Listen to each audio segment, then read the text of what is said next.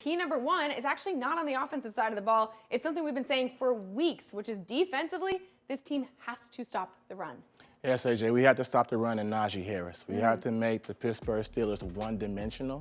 And when we do that, we have got to get home. We have to get sacks. We have to confuse Ben. Because if we do that, I like our chances. And it's not like we're talking about, again, a very mobile quarterback in Ben Roethlisberger. You take away something from him, he only has so many options. He can't extend the play the same way because of his age and the traditional pocket passer that he is. Yes, we got to find ways to make him uncomfortable, and I'm leaning on Bobby and Jamal to be able to lead the herd. Yeah, those leaders have to step up, especially with the leader on the offensive side out for the foreseeable future. So that means we got to talk about Geno Smith, tasked with leading a team for a full 4 quarters for the first time since 2017, first time ever as a Seattle Seahawk. So Dennis, you know this role so well, what it takes to succeed as a backup quarterback. So your key for Geno, play within yourself. Play within yourself. Here's another perfect opportunity for Geno to show that he has full command of the offense in a hostile environment, AJ. Yes. Yes, and obviously, I know Pittsburgh, I think they're going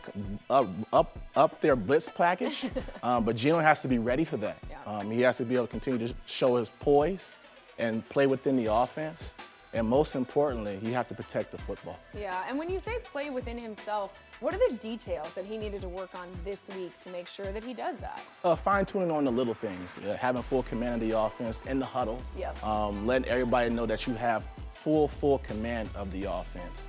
And like I say, just continue to be that clock manager and continue to put the ball in your playmaker's hands. And we know he can do that. So we talked about the need to stop the run for the defense, but if you're the Seahawks, especially with Smith coming in, the third key has to be establishing your run. Establishing the run. I say having a good balance between run and pass. But once you do establish the run, AJ, I think it opens up the play-action passes, the chunk plays that we need to capitalize on as an offense.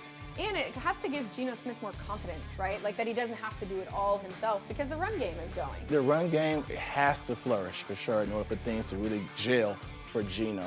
But I'm going to have to challenge the offense again, AJ. I'm looking forward to seeing that up-tempo offense again. I think that will benefit the offense. I agree. I think that's going to be huge. So like I talked about, you always bring great insight, but this week, especially equipped to talk about this matchup because you spent your time in Pittsburgh winning a Super Bowl ring, casual, we'll get to that in a second. But Ben Roethlisberger, Mike Tomlin, this is a duo in the NFL. What can you tell us about these two and the way this locker room works, why it works so well? I think the overall chemistry within the locker room is A1. Yeah. And I think, Mike Tomlin, everybody wants to play for him.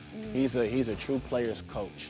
Everybody buys into what he is selling. And obviously you see it. Everybody goes out there and plays on Sunday like they're giving their all. And that's all you ask for as a coach, to be able to give your all on Sundays. And when you say he's a player's coach, how does that show up in the week for the veterans? I think he takes care of his veterans.